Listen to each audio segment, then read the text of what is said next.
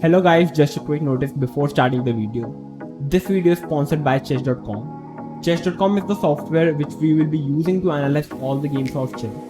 It is one of the best chess software out there as it provides unlimited game review plus explanation, unlimited insights, unlimited puzzles, unlimited puzzle rush, unlimited lessons, unlimited video library which will help you to improve your chess skills and unlock all the bots, no ads. And guess what?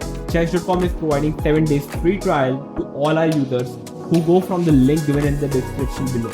So make sure to check it out and it's going to be very helpful for you. Hello everyone, and in this video we are going to discuss how to crush the Sicilian defense. Sicilian defense is the opening played from the black side against e4 and black replies with c5. Sicilian defense is considered as one of the most playable, decent attacking opening, and after e4, there are two main openings that black usually does. e5, the most standard opening, and then it comes c5, known as Sicilian defense. And the reason I'm making the video here is because Sicilian defense is a very powerful opening from the black side. That is one of the reasons that many players playing from the white side suffer a lot, like what to play against the Sicilian defense. So I think this video is going to help you very much to understand what to play against the Sicilian defense. And I'm pretty sure that the opening that I'm going to recommend you means the variation in Sicilian defense, because we can't stop our opponent for playing the Sicilian defense, but we can find a variation in which our opponent is not very well prepared, which is going to actually benefit us pretty much. So I think it's going to be a very good lesson and very good and very interesting video. So make sure to share this video with everyone already. So let's quickly jump right into the game. So I named ourselves as like OneShot subscriber, and I named black playing with Sicilian named as random noob. So the OneShot subscriber starts out the game with 1e4, and our opponent replies with c5, the Sicilian defense.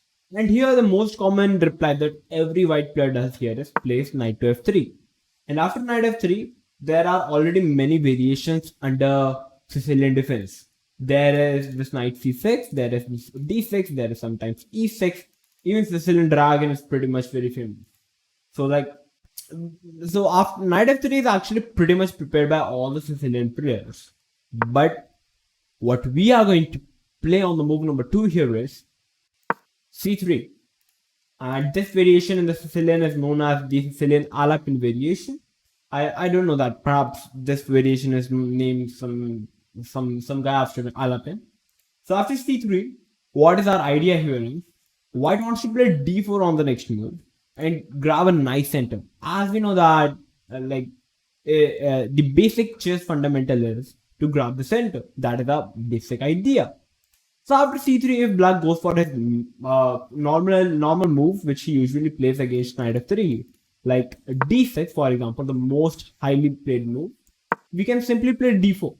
And after takes, we can already see that white is already having a pretty nice center, which already I would say that it's already pretty much favorable for white in this position. And just believe me guys, it's already very uncomfortable for black to play in this position, because white has already achieved a pretty nice center. White can simply continue the game by developing both the knights, developing both the bishops, doing a short castle, and yeah, we are completely fine. Or even we can go for playing f4, grabbing more space in the center, and then knight f3, knight c3, bishop e2, bishop e3, and short castle. And believe me guys, it's going to be a very interesting game. So after c3, there are actually only two ways to continue the position from the black side, which is playing d5 and knight f6.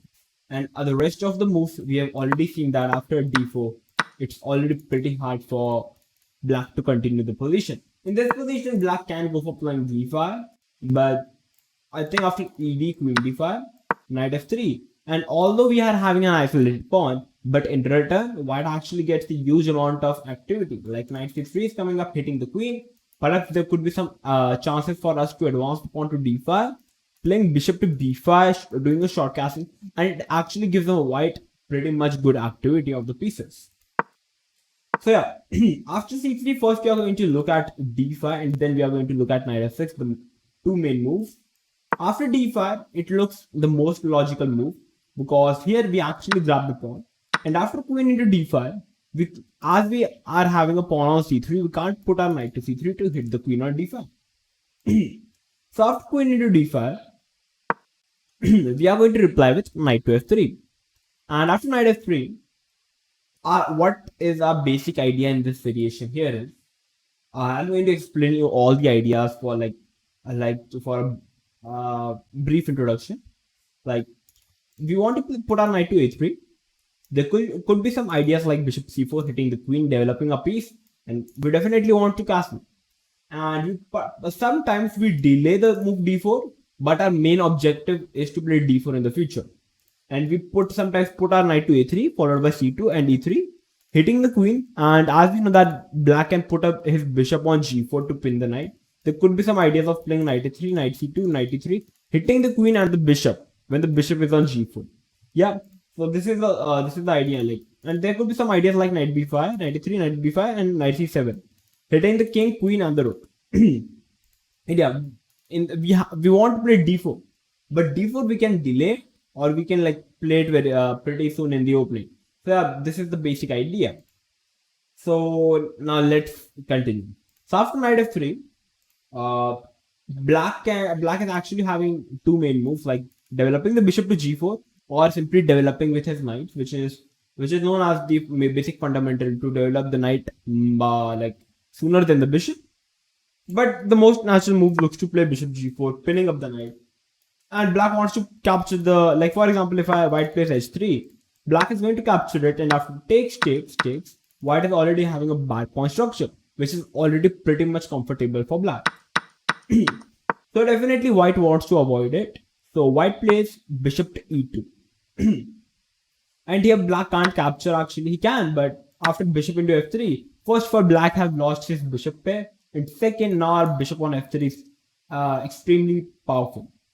Although black can give a check on e5, and we can play queen, and black can go for trading up the queens, but believe me, we are having the bishop pair. Our bishop is extremely strong, and I think after knight c6, trying to protect the b7 pawn, white can even go for giving up the bishop for the knight. And just look at it, black is having such a bad pawn structure. C5 and c6 tremendously weak, and I think it's already pretty good for white. White can continue with d3 followed by bishop e3. So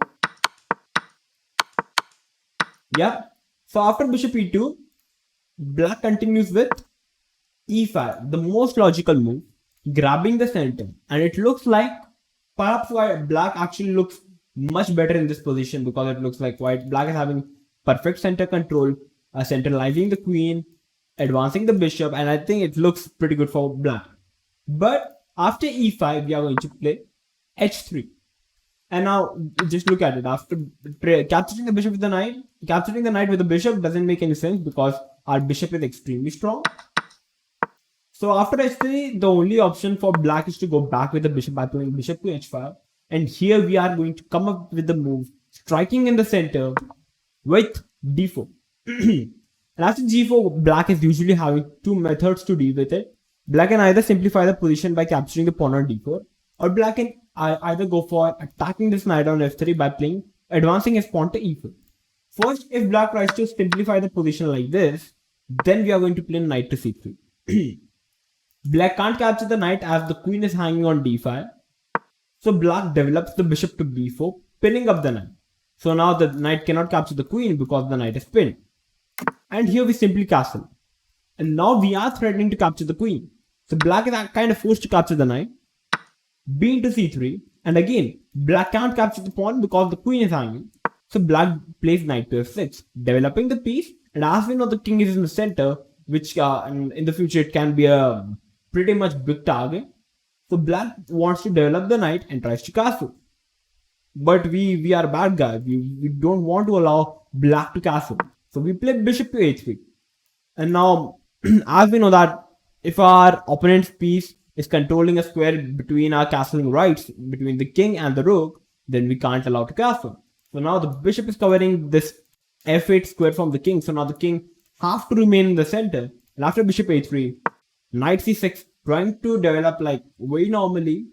Now we are going to capture the pawn on d4. And now, like, you won't believe, but the only move for black, like, it's still not fine, but the best is to long castle, which actually looks tremendously bad. And after knight into d4, the most natural move in the position looks like to either capture the knight or either capture the bishop on e2. Both are completely losing. Like if knight into d4, we have bishop into bishop, queen into, trying to trade the queens. As we know that our opponent king is in the center, we don't want to trade the queens. So we now give a check, king move, capture this knight, and now the position is already falling apart for black.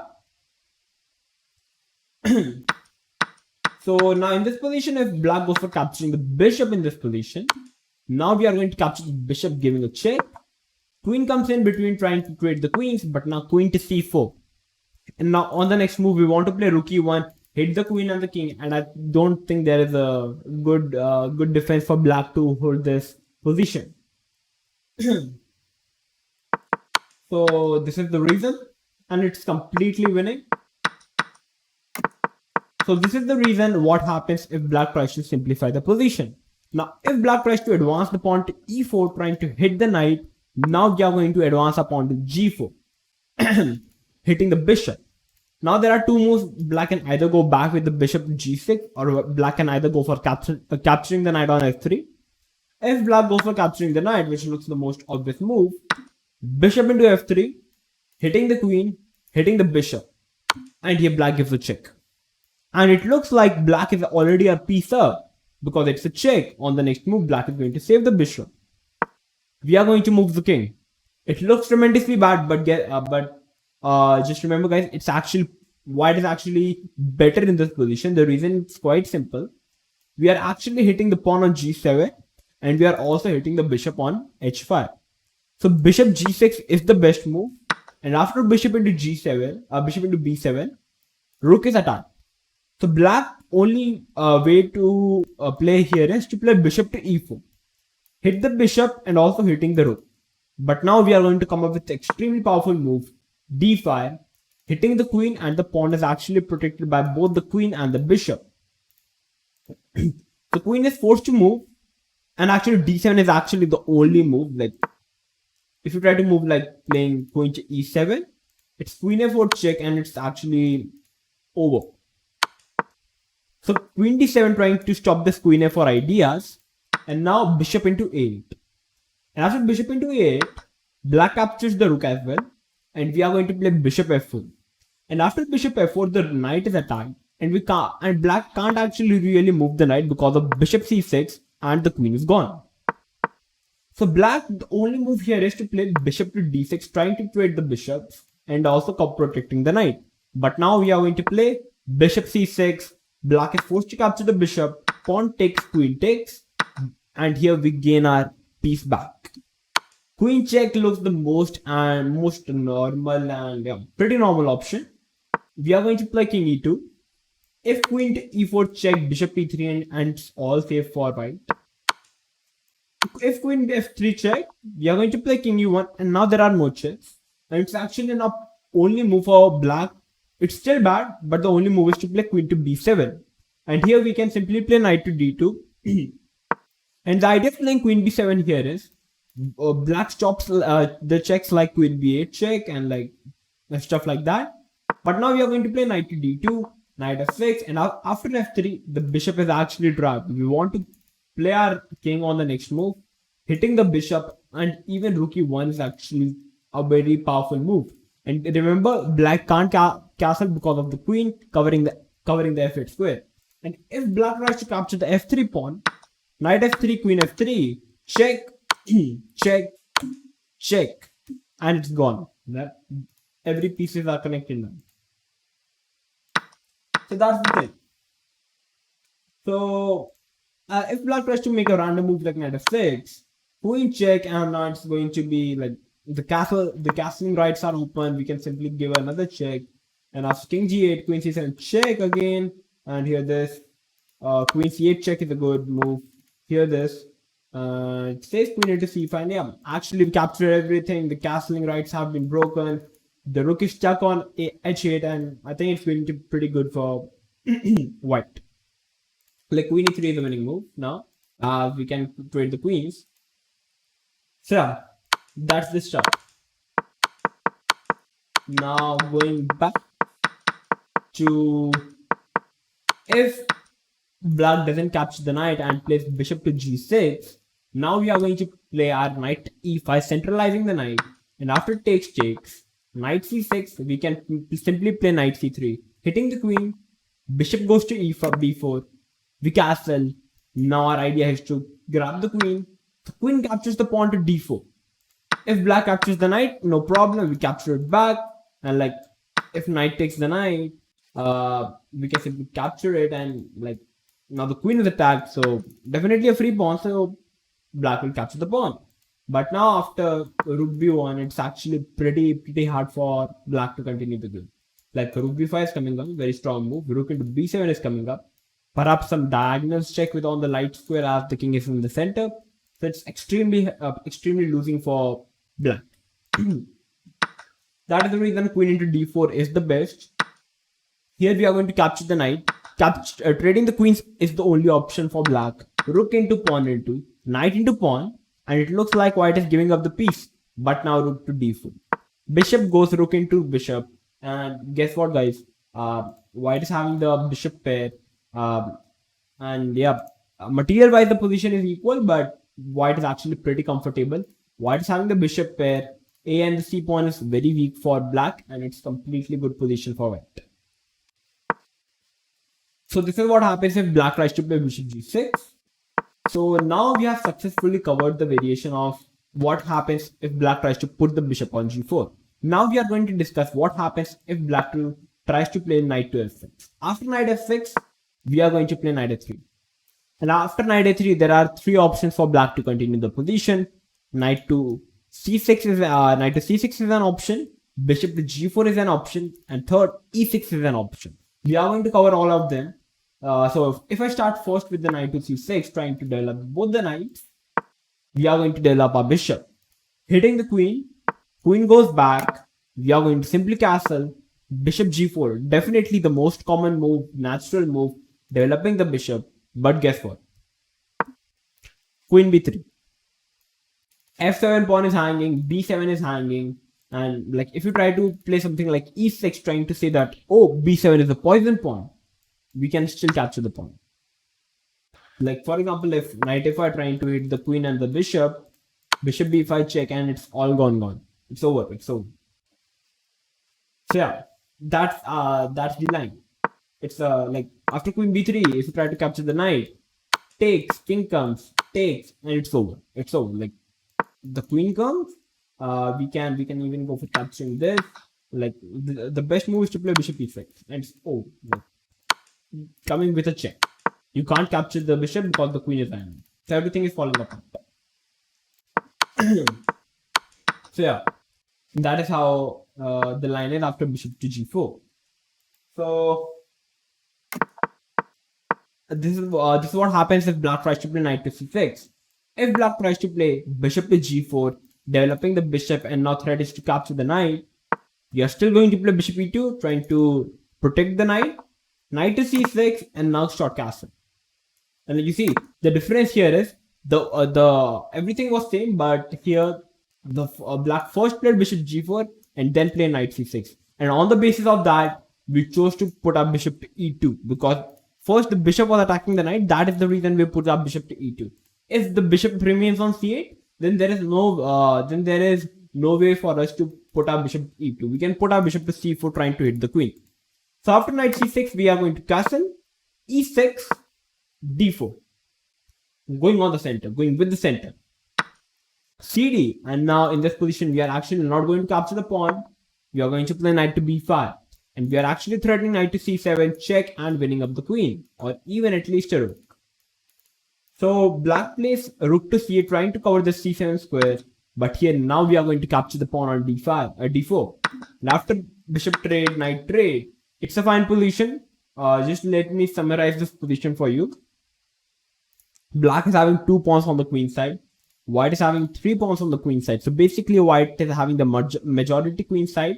So in the future, you can try to advance your queen side. And in the end, if I remove 2 pawns each, white is actually having a pass pawn in the future, which can be very helpful for white. Which actually gives a pretty decent advantage to white. And although many of you are thinking that black is also having the king side majority pawns, but as both the side does a short castle, so no side wants to advance his king side pawn as the king becomes much weaker. That is the reason. It's a very deep understanding of the game of chess. So after bishop g4, bishop e2, short castle, e6, d4 takes, knight b5, h8, takes, yeah. And this is how the line goes. So after bishop g4, we have covered knight c6 and bishop g4. So now what happens if black tries to play something like e6? And guys, after playing bishop g4, bishop e2, knight c6, castle, e6, there is also another move for white to continue the position, which is queen a4. And the idea is actually pretty interesting. Queen a4, black plays bishop e7, knight to c4, short castle, and knight to e3. And like, this is a pretty good maneuver for white to do, putting the knight to a3, followed by c2, followed by e3. It's a wish to put the knight to c2 or to c4. It's a wish. Yeah. And the basic idea here is we want to put our knight to e3. And after queen move, takes, and perhaps a very interesting move is to play bishop d1. And the idea here is you want to play h3 on the next move. And after the knight moves, as we know that the bishop is defended by the queen and the rook, we can try to move the knight to somewhere like for example, if black makes a random move like this, we can actually play something like this, trying to hit the knight. And here we're actually having a move like knight d4, hitting the queen. Now, if the bishop would have been on e2, there would be some chances for black to capture it. But there are currently no chances. Knight to g4, the queen moves to like e5, takes, and black is having a bad pawn structure. So yeah, this is what happens. This is one of the variation. So this is what happens if black tries to play bishop to g4. And now if black tries to play something like e6, I would say like the bishop on c8 is already bad. So white can continue with directly d4, and after takes, knight b5 still, knight a6 trying to cover the c7 square, knight takes, and it's pretty good for white. If you are a player who doesn't want to keep the queens on the board, you can actually go for capturing the pawn with the queen, and after the queen trade, you still have this position but with no queens. And if you like, you can still continue this position. It's still completely fine position for white. So this is what happens if black tries to play e6. We have covered the knight c6, bishop g4, and e6 variation.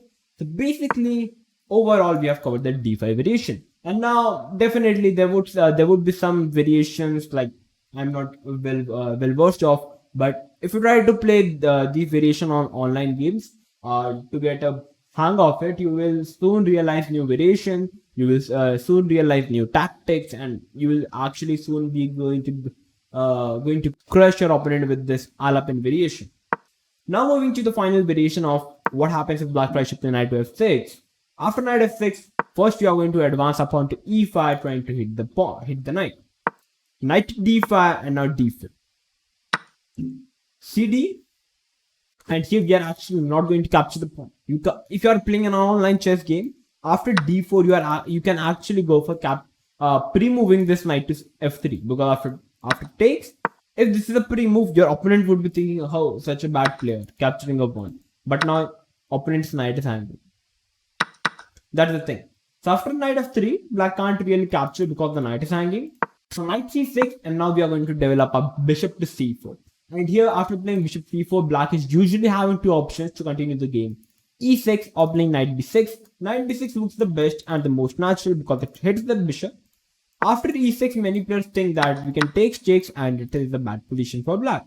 Although it is, but it's not the best, because like if you even take the pawn, now you can't really actually hit this structure, because on the next move, black can actually go directly going for playing d6. It's completely fine position for black. That is the reason you do not capture the knight, but you capture the pawn on d4. And after something like bishop e7, short castle, castle, now playing queen e2. And you know what is the idea? After d6, we are still not going to capture the pawn. We are allowing him to capture the pawn, and now we are going to play rook d1. And now if he captures the pawn, we are again having this open d5. So it's going to be pretty hard time for black to play. Like knight c3 is coming up. So you have to move the queen and sack a pawn. And after bishop takes, pawn takes. There are many players who actually go for capturing the pawn on d5, which is actually not a good thing. Because after knight b4, it hits the rook. It hits the bishop. Knight c2 is coming up, losing the rook. It's actually a bad position for one. But at the place of capturing the pawn, bro, it's an isolated pawn. You can simply develop your knight to c3. Hit this pawn. And eventually, even if black tries to push it, you can play this. Queen move, takes, and now you can capture the pawn and you are a pawn up. So it's a pretty good position for you. So this is the variation. Black tries to play move like e6. And now, like, the main move is to play knight to b6. So after knight b6, we are going to play bishop b3. After bishop b3, the best move is to play d6 or d5. It's black's choice because both the moves leads into the same variation. If black goes for capturing the pawn, knight c3, and now actually it's going to be pretty hard for black to continue the position. Like e6, we can play bishop f4. D6, black actually can't play d6 because we'll win a pawn simply. So now, like for example, bishop e7, short castle, queen e2, and we want to put our rook to d1, rook to c1, and it's already pretty bad for black. Like every piece is stuck in. Yeah, no play for white. For black, I would say. I think we can even go for playing queen e3 and like queen bishop h6, sack a piece, and somehow just bring the another knight into the e4, sacking on f6, and you just crush your opponent. Okay. So at the place of e6, your opponent tries to play d6 in this position, which looks a fair enough move. You are actually going to castle. And after here, many of the players are actually going to capture this pawn with the pawn or with the knight. If with the pawn, capture the queen. If capturing with the king, you can actually continue the position by playing knight g5, hitting this pawn. And now bishop e6 actually the best move according to the engine. It's the best. Like if you try to play king e8, we are having bishop f7, it's still winning forward. Bishop e6 is best according to the engine. And after bishop takes, f takes, knight f7 check, and you lose a rook. Khatam. Over. Alright. And after queen to 8, if you capture with the knight, we have simply knight b5 hitting this knight c7. King comes and knight takes its own. So black is forced to play knight e6, and here we can simply capture this pawn. And I think even we can simply capture this knight, takes, and still knight c7, still over. It's like over for everything. You can play anything, it's over. Like knight, if your opponent captures the pawn with the knight, capture the knight, pawn takes, and capture the f7 pawn, and you win a queen. Over. So it's actually pretty hard for black if he captures the pawn. So that is why a d6 or d5 is the only option for black, which is actually the best move. It doesn't matter if you are going to capture the pawn. All those who are shocked after d5 what happened, it's a basic rule of chess, also known as en passant. A bit of crazy, but it's the rule. We can't do a thing. Queen takes, and here we are going to castle. D3, because now black is thinking everything looks fine. He can go for it. Knight g5. What black is thinking here is, he takes, we trade the queens, and now nothing much can happen because the queens are off the board. But bro, we are going to play knight g5, hitting the pawn on f7. If you try to trade the queens, I'm going to first capture the pawn and then going to capture the queen, and it's over for black now. So e6 is the only move, and now queen h5, hitting the f7 pawn. Again the only move, queen e7. Like it's actually the best. Second best move is to play g6, and after queen f3 you still hit this. And now the best is to play f5, which looks extremely bad. Like the king is in the center, light squares are weak, even rook e1 can be a move. Like it's actually pretty bad for black to play in this position. Even queen e7 is pretty bad. We can simply capture with the knight and so on. So, yeah. After a short castle, the best move for black can be to play bishop e6, trying to trade off the bishop. Now we are going to play knight a3, and now comes a very crazy variation. Get ready. After knight a3, d into c3, we are going to play queen e2, no trading the queen. Bishop into bishop. If pawn into pawn, we can simply play bishop into bishop, bishop into pawn, and both the bishops are open. So it's going to be very deadly for black. Like rook d1 is coming, rook c1 is coming. It's already very deadly for black. So like after bishop into bishop, we are going to play again knight b5, not capturing the bishop or the pawn. The queen have to move, and the only move is to b8. A b3, e6, yeah, e6, and now we are going to play g3. Idea of g3 here is white wants to play bishop f4, hitting the queen. Knight c7 is coming up. It's already pretty hard for black to continue the game. Like the best move is to play queen c8. Can you find it on the board? It's impossible. It's pretty hard move. The most natural move looks to develop the bishop, or even pushing up. So yeah, it's the variation. And you don't want to capture this pawn with the pawn because it's a double pawn, very, very bad pawn structure. So I think I've covered every variation, mostly every variation. So guys, that's it for today, I think. So I would recommend overall against Sicilian, play the c3, and we have the Alapin variation, Sicilian Alapin variation, and it's going to be pretty comfortable for you to play against play this Alapin variation against Sicilian defense with the white pieces. So guys, if this video actually helped you to improve your chess skills or a bit of your knowledge, then make sure to like the video. Make sure to share this video with every chess player who's searching for a good opening to crush the Sicilian defense. And please make sure to subscribe to the channel if you're new to my channel. If you're new to basically our channel, I would not say mine. It's up because of you guys I'm able to grow so much. So yeah. So I'm going to upload new videos like this. And if you want any video based on a particular opening, then make sure to comment in the comment box. I'm going to make sure to read it, like it, and I'm going to reply you back. So I'm going to see you soon. So till then, stay tuned and keep watching OneShot Chess.